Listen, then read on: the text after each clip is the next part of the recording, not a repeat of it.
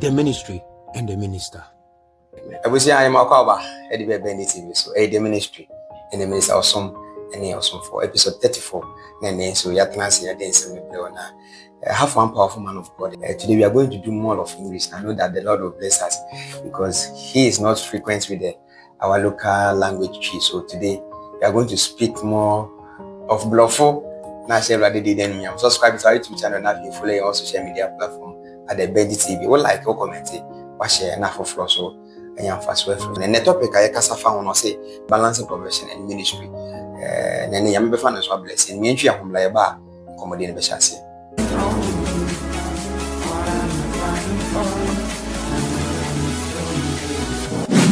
The ministry and the minister.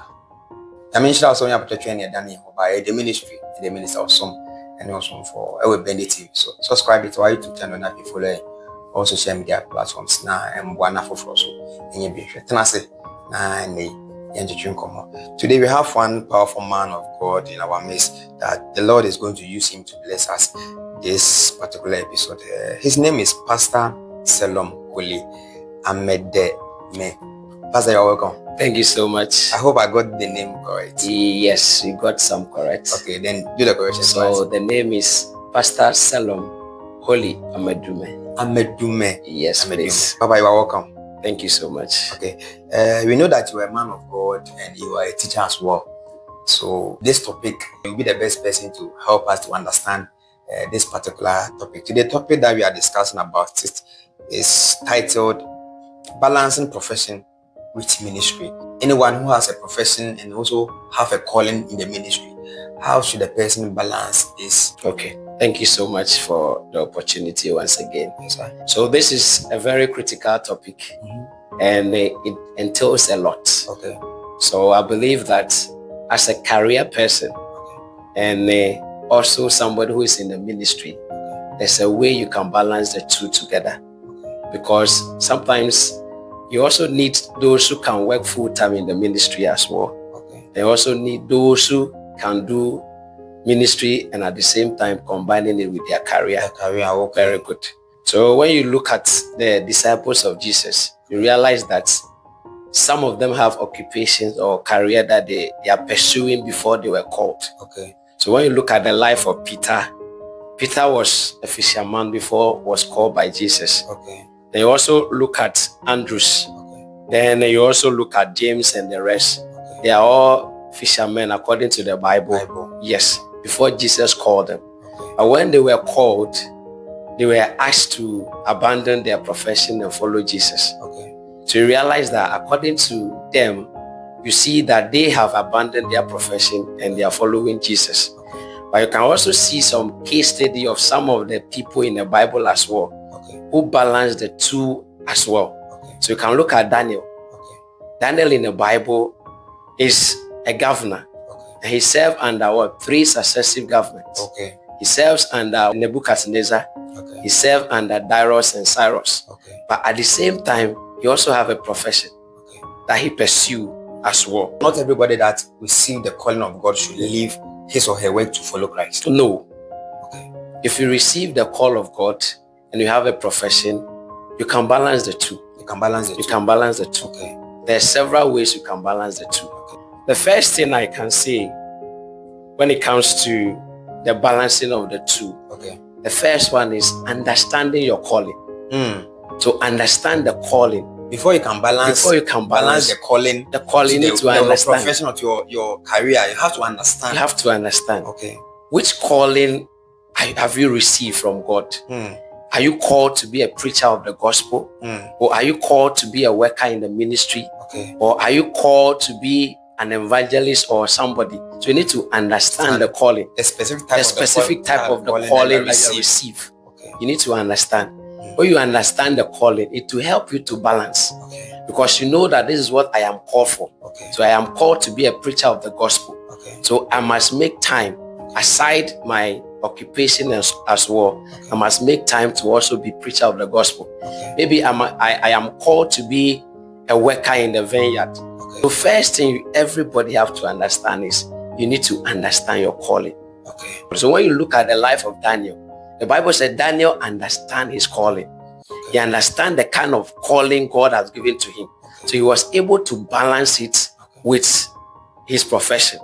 So that is the first thing. Every person you have to know, you have to understand. Okay, so the type of your calling will determine whether you are going to work as a full-time or you can balance it with your profession. Very good. Okay. So the type of calling you receive will determine, like you said, whether you can balance it with your profession or you need to go as a full-time.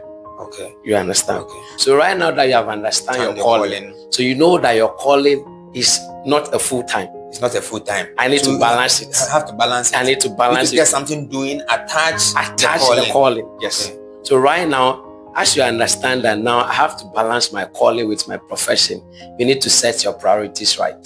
Which one should come first? Which one should come first? Okay. And the Bible said in Matthew 6:33 that we should seek first the kingdom of God. Okay. So you need to set a priority. What are you going to do first as a person? Okay. So there are several things you can do when you set your priorities right. Okay. So first of all, you are called to be a man of God. You are called to preach the gospel. Okay. But you have a profession.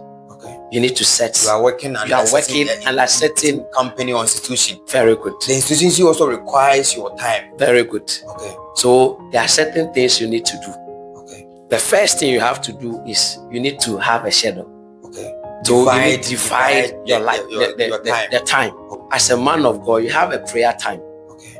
So as you divide your schedule, you know that I need to pray by this number of time. Okay. So I wake up by this time, I have to pray. Okay. So I need to fix my prayer time. Okay. Then I need to also fix my Bible study. Because I cannot go out from the house without reading the Bible. Okay. And if you don't even have the whole day by yourself. Some of your time are dedicated to your profession or to your work. Very good. So you have to also have a schedule and know the time that you have to study your Bible. Very good. Okay. You have to have that schedule that, from 8 a.m. in the morning or at dawn from 3 a.m. to this time around, I need to study my Bible or I need to pray. Okay. So if you have that time, it will help you. And then you have to make sure you are disciplined and fixed to the time. So as your calling is, you need to make sure that you fix that. Then you also have to fix your time of meditation. Okay. So as a man of God, you study the scripture. You need to meditate on the scripture. Yeah. To get the understanding of the scripture. Okay. So you need to also fix that time as well. Okay. Then also you need to also combine the work and attending church. All of these are under your schedules. Okay. So when you are drawing your schedules, you have to combine your work. You have to know the time that even your work starts. Very good. The time that you're supposed to go to church. Very good. So maybe you might have evening service on Mondays. Okay. Or you have evening service on Tuesdays. Okay. What time is the evening service? Okay. So you know that my evening service is starting at 6. Okay. So my work I close at 5. Okay. So maybe from the time I will leave work to the service, something might happen on the way, or traffic or something might happen on the way. Okay. So you need to plan. Okay. That on every Mondays, instead of leaving work at 5, I must leave work from 4 or at 4. Okay. So that I can get to the service. Okay. So that is one thing you have to do.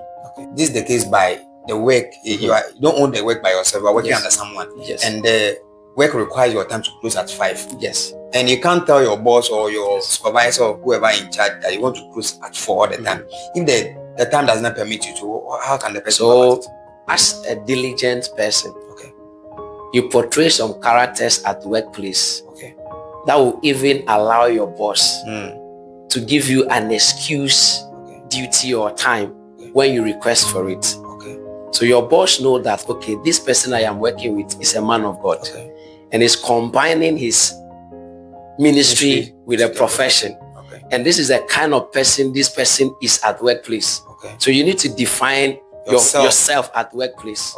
Even the reporting time as maybe 5, let's say 7 a.m. You come to work at 5:30. That's 6 a.m. You are there. That is so when you are requesting to leave before your closing time, it's much acceptable by everyone. That's what I said, diligence. Diligent means hard work and being smart. Because you need to report, not because everybody is reporting at 6. You should report at 6. You can report later than that. So that a time comes, you are asking for permission from your boss. It is very easy to give to you. Then the next thing you have to do is you have to manage the time wisely. Manage your time. Manage your time. as a minister, and as a professional or career person, you have to manage your time. You don't have to misuse that time. You don't have to misuse the time at all. Because all of us, we have 24 hours in a day. And your 24 hours, you are spending at least maybe 8 hours at workplace. Okay. Then aside that 8 hours, you're also spending like maybe roughly 5 hours in the ministry, combining your Bible studies, your prayer life, and your church attendance. You're also spending. Okay. So you need to make sure that you manage those time very well. Okay. The time you spend at workplace and the time you also devote for your ministry as well. Okay. Very good. So how do you manage this time? Okay. As somebody who is combining your ministry and at the same time your career. Okay. Now you need to set the specific days for ministry. So how to know the time that this day is for the ministry, is for the ministry, this day is for the work. Okay. So aside that, so Saturdays like this, as a minister, you need to devote that Saturdays for the ministry. Because you know that from Monday to Friday, I have limited time to do certain activities. Okay. So Saturdays, maybe I must go and do evangelism. Okay. I must go and win souls. Okay. I must visit church members that I have not seen in church. Okay. I must visit them. Okay. So you need to set that time and a day. Put some days aside for the ministry work. Okay. Sunday, I can say that because I'm a professional person and at the same time a minister, the entire Sunday is for God. It's for God, yes. I've given the entire Sundays to God. Okay. So my Saturdays and Sundays are dedicated for the ministry. For the ministry. Because I know that from Monday to Friday, I'll be busy at work. I'll maybe get just some few hours for the ministry. But very good. Weekends have to dedicate fully for the ministry. Fully for the ministry. So my Saturdays are full for the ministry. Okay. My Sundays are full. If I'm a man of God, on Saturdays, I visit souls. Okay. I prepare sermon for Sunday. Yeah. I pray. Okay. So that I can hear the word from God and give to my people. Yeah. So I have to dedicate that Saturday. Okay. And maybe I must go and visit some of the church members. Okay. Then on Sunday, I have to go to church. Okay. Spend the entire time in the church. Okay. So after church service, I have other things to do because on Monday I might not be there. You have to go back to work. I have to go back to work. Okay. On Tuesday, I will not be there. Maybe I might return for just some short hours. Okay. So I need to do that. I need to set specific days for the ministry. Okay. Then the next thing you have to do is, as somebody who is combining the ministry with profession, you need not to procrastinate. I'll do this tomorrow. Next week I'll do this thing. When the thing comes, do it at that moment. At that moment. Because when you push it, it means you might not get the time for it. Maybe today like this, I need to study 2 chapters of the Bible or 3 chapters of the Bible within a specific time. Okay. And I push it to another time. Okay. Realizing that the time I am pushing it to is not coming because I am engaged somewhere else. So as somebody who is combining the two, you need not to procrastinate. Yes. Everything you have to do it at that time. If you have to pray, you have to pray at that time. Don't say I'll pray tomorrow or this sermon I'll prepare it tomorrow morning. You don't know what will come in that morning. That is it. Something might happen and you have to abandon that and go and solve that problem. So you need to make sure that you don't procrastinate. Okay. Then the next thing is you have to know which invitations to honor. Yes. Not all invitations that Not all invitations you have to honor. As somebody who is combining the two. Okay. Some you can do delegation. Okay. Some you can go yourself. But when you look at your time schedule, some say you cannot go out. You should not go at all. You need to be somebody who is ready to say no to some of the invitations. Maybe, for instance, I've devoted my Saturdays for the activities of God. Okay. There's a wedding on Saturday. Okay. There's a funeral on Saturday. Okay. But I have said that my Saturday is for God. Okay. So what do I do as a person? You need to learn to select which ones to attend and which one not to attend. Which one you should send delegations to. Which one you should not go at all. Because when you do that, it will help you. Because if your Saturday is for God and you are to attend all those invitations, ceremonies and things, you cannot have time for the ministry. So as a minister who is combining the two, you need to have people around you that you can trust. That today I am sending you to this place. To this place. This activity may be, I need to be at church by this time. I need to be somebody, the one who is leading a prayer or who is preaching the word. But I am stuck somewhere. I cannot make it. So I have somebody I can trust and delegate that role to the person. And the person will do it perfectly like you. Okay. You need to also discipline yourself. You have to discipline yourself. You need to discipline yourself. So that you can balance. You can balance the two. When you read Hebrew 12 verse 11, the Bible said that discipline is enjoyable when it is happening. But you know that at the end of the day, there's a result you will get after you have disciplined yourself. At that moment. It's not enjoyable. You pass through something. You pass through something. It will cost you something. But after you pass through that, there shall be a glory. There shall be a glory. So you need to make sure that you feel that portion of your life that restricted you from not doing certain things. Okay. So you need to discipline yourself and dedicate yourself to the calling. Because the call of God is different from the profession. Yes. So somebody will tell you, I am a man of God by calling. But I am, let's say, a carpenter by profession. I'm a driver by profession. So if you are a prophet or a pastor by calling, what do you have to do? You have to discipline yourself. Even in the ministry, discipline is required. It's very key. It's very key. So every aspect of our life, we need what? Discipline. So when somebody receive a calling, and the person is into a profession already, or he's a career person already, and receive a calling, and the type of calling is not permitting the person to combine these two, should the person leave the profession and focus on the calling? Yes, it's advisable. It's not everybody who is called to be an apostle or a preacher or whatever. Somebody is called to just work in the ministry. Maybe come and clean the church. Somebody is called to be a chorister. Just come and sing. Somebody is called to just be a media person in the church. That's the person's calling. So when you understand your calling, you decide whether you should quit your profession and focus on the calling. So for instance, the person received that calling and he says, okay, based on this calling, I cannot focus on my career or my profession, then I have to quit. How can the person survive financially? Should the church pay that person, or how can the person also survive? Very good.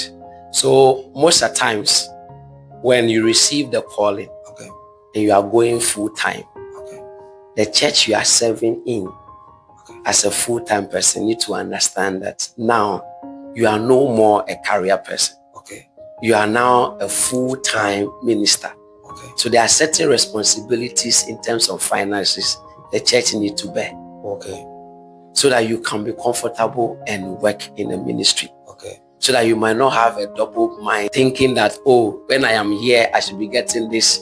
When I'm by here, I'm not getting. So if you decide to go fully, the church or the ministry have to understand that, okay, now I am coming fully. So there should be some allowance or some remuneration for that person because the person is coming fully. So now the person is working full time for the church. So his profession have now become, let's say, the pastoral or the ushering have become his or her profession now, full time for the church. So that person also require for payment. Yes, because right now you are doing it as your profession. As a full-time person. So you are not going anywhere to receive any income from anywhere. You know our profession gives us income.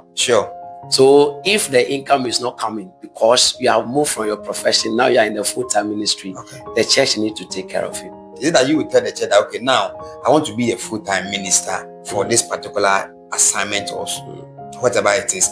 So they should give me something, or now that I've stopped my profession, I'm not getting anything. So the church should look, or the church can say, oh, now because we need more of your service in the church, quit your profession, come, let's employ you as a full-time. Yes. So the two can be the same. So you can go to the church authority. And tell them that now I'm using my gifts that God have given to me, fully dedicated to serve the church.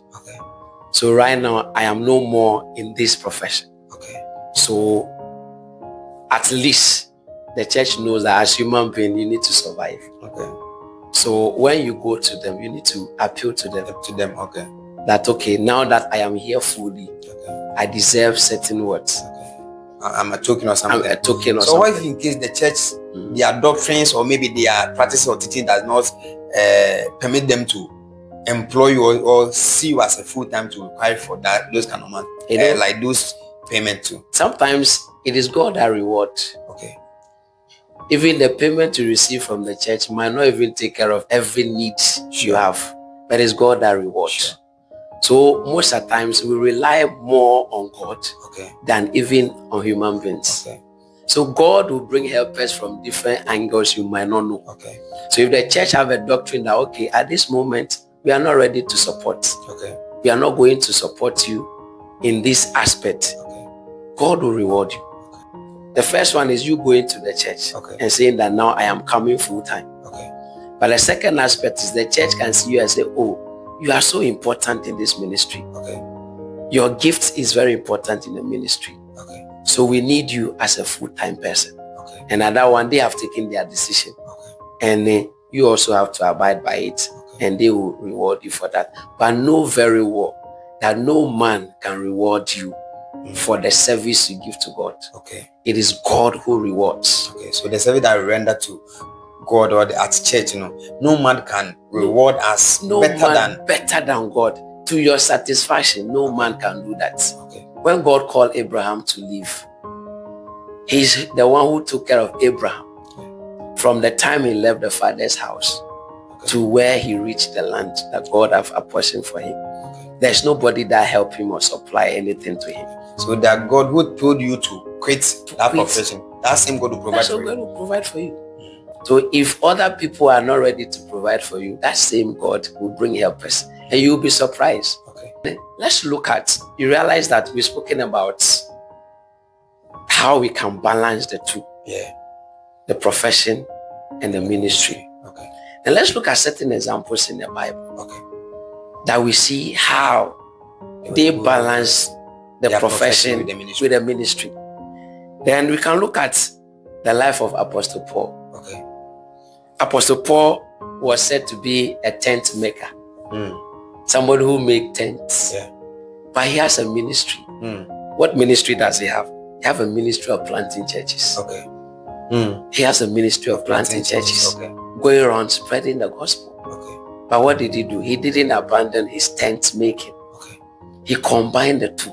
Okay. So you can even say yes. Your profession can even give you more access to fulfill the calling. Your workplace is a place of evangelism. Yes. You, for instance, you are a teacher and you are called into the ministry. So even that school, that environment is enough place for you. It's enough at church. You can minister the children, to the people there, to your colleagues. You can minister.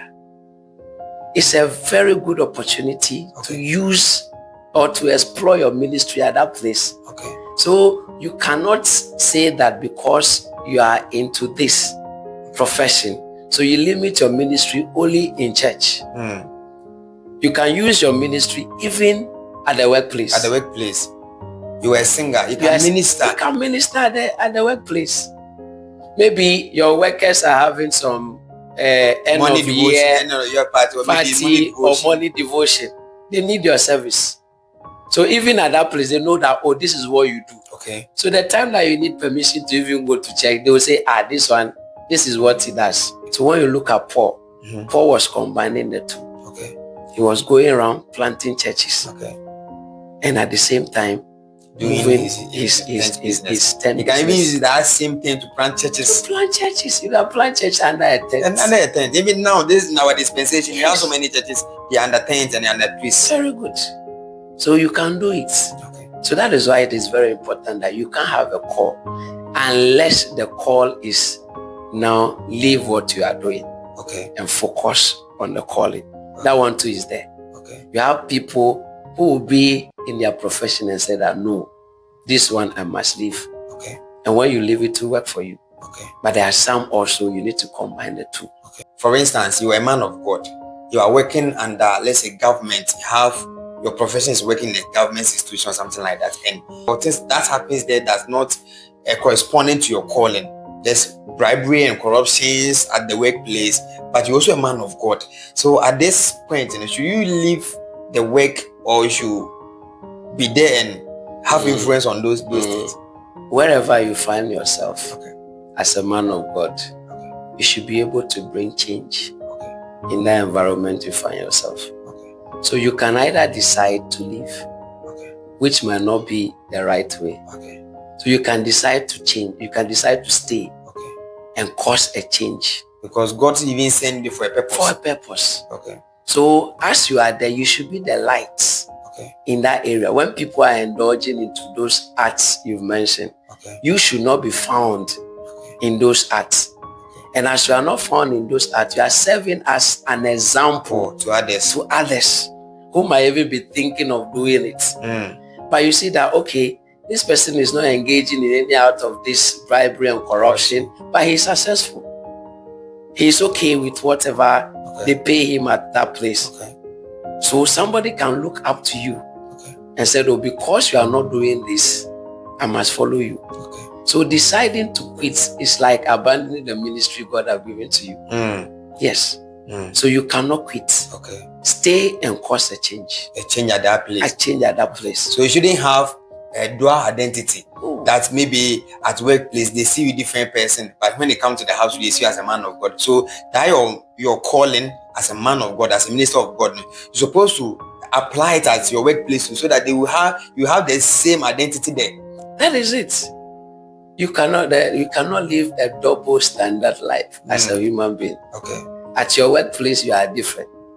In the church you are different. No. Your calling should be seen at your workplace. So I'm a pastor. So when I go to work, they should see you as a pastor. There's so many ministers that their calling is not reflected at their workplace. Yes, some are there. But you should be the one that is different among them. Because a lot are called, but few are chosen. So you should be the different one among them. So even at workplace, they should look at us and say, hey, this one is a man of God. This maybe they are taking some decision and they want to maybe some bad decision. And somebody suggested that they should go and ask you. Somebody should be in the midst of them and say, hey, this one is a man of God. When we go, you will not agree. That is a seed you have sown there. That is an influence you have created there. So you should be the one to cause a change at that place. Not by leaving the place. Not by leaving. Because when you leave and the thing got rotten, that's why sometimes we need Christians in leadership positions so that change can happen. That is it. We need committed, dedicated Christians in leadership position. Even when it comes to the government. Based on the politics of the way our government operates, it's very hard for you to make that change there. That is it. But we need to try our best. And the few we have there, the few people we have there who we know they attend these churches, they attend this, they are this in this church, they should be able to create that avenue for people to know that when you're a Christian, you can serve at the top. And serving at the top doesn't mean you should abandon your Christian life or your ministry. You can combine the two at the same time. When you look at David, the Bible said he was a shepherd and later became what? A king. So as a shepherd, take care of the sheep. And later you become what? A king of Israel. As a king, you take care of the people. The people. So it's similar like the way in your profession, the same thing that you are doing here. So it's like you have a whole community you are taking care of as a king. But at the same time, David has a ministry to himself. So we are using your profession as an example all the time. So a pastor and a teacher. So there's no difference in it. No. Because as a pastor, you preach, you teach your people. Yes. As teacher, you also preach and teach the students. You teach the students. And you also preach at the same time. So even the teaching cry is like preaching. It's like preaching. It's like it's just that maybe it's not coming from coming from based on this. Maybe it's coming from this textbook or one textbook or the other. So it's the same thing. So maybe the preaching is from the Bible. But aside the teaching, during the teaching, you can still preach. How do you preach? You impart moral life into the children. Person's life. You impart moral life because it is not only the book you teach the person. At a particular point, you need to counsel the person. Okay. You need to advise the person. Okay. The person might come to you that, oh, I need to take certain decisions. What should I do? Okay. And men of God, we are there for people to help them in taking some right decisions. Okay. So when you are at your workplace, you can combine it. Okay. You can do the two. So it's not wrong to combine profession and ministry. It's not wrong. Like I said from the beginning, Okay. some are called to be in it full time. That when you dedicate your everything. Okay. And when you also understand your calling, Okay. whether you should go full time or you should combine the two. Okay. It's not wrong at It's all. not wrong at all. It's not wrong. Let's see some challenges. What Yeah. are the challenges in combining this? Very good. There are several challenges that might come. And you need to be ready Okay, for it. for it. Okay. Because it's not going to be easy. If I say it's going to be easy, then I'm telling you, like, Okay. it is not going to be easy. When you are combining When you are your profession combining and the ministry. two and the ministry. Okay. Now, some of the challenges that might come is, one, you might not even be seen even at home always. Okay. For your family. For your family. Okay. Sometimes that your family life is at stake. Because you are a man of God and at the same time a worker. You wake up very early to leave. Okay. And when you leave, you get back very late. Okay. And even getting back very late, instead of you having time for the family, you need other assignments to do as a minister to perform. Maybe you need to prepare preaching. Okay. Maybe you need to call some people and start praying for them. So your family will be at stake. But you need to make sure upon all this busy schedule, you have to have time for the family too. So that is why your time management is very, very important. Because you cannot sacrifice your family and say, okay, because I am combining work and ministry, I'm ignoring my family. There will be fire in the house. Because from work and from church, where did you go to? Come home. You come home. I think even Timothy said it. Said anyone who does not take good care of the family cannot take good care of the church. That is it. So if there is pressure in the house, can you have a peace of mind to even meditate on the scripture? You can't even preach well. You can't even preach. You can't even read the Bible. You cannot.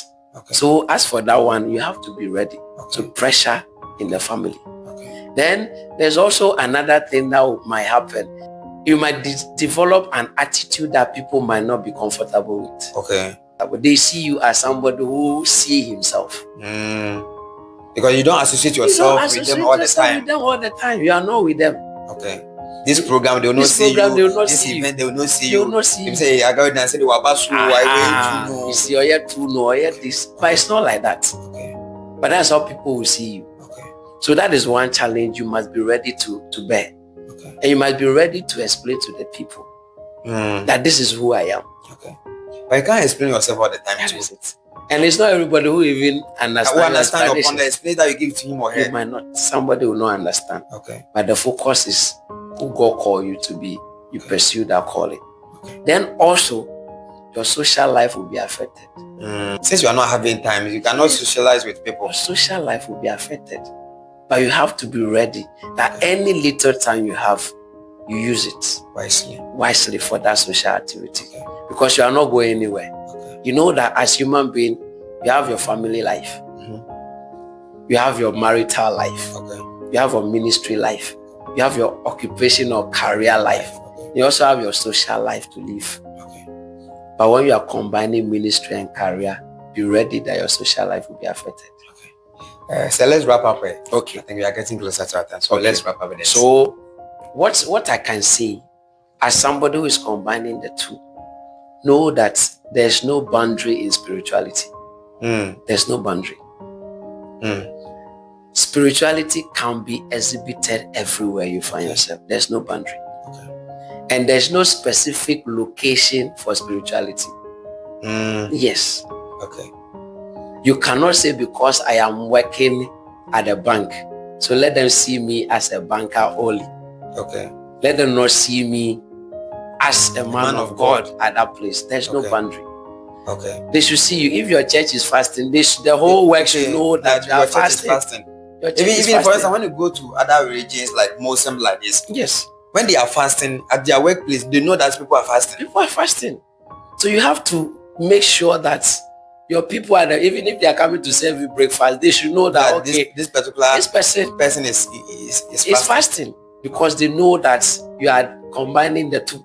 Okay. So there's no boundary for spirituality. Okay. And there's no physical location for spirituality. Okay. You cannot say that I can only exhibit my spirituality when I come to church. You are a minister at your workplace. Okay. You are a minister at the church. Okay.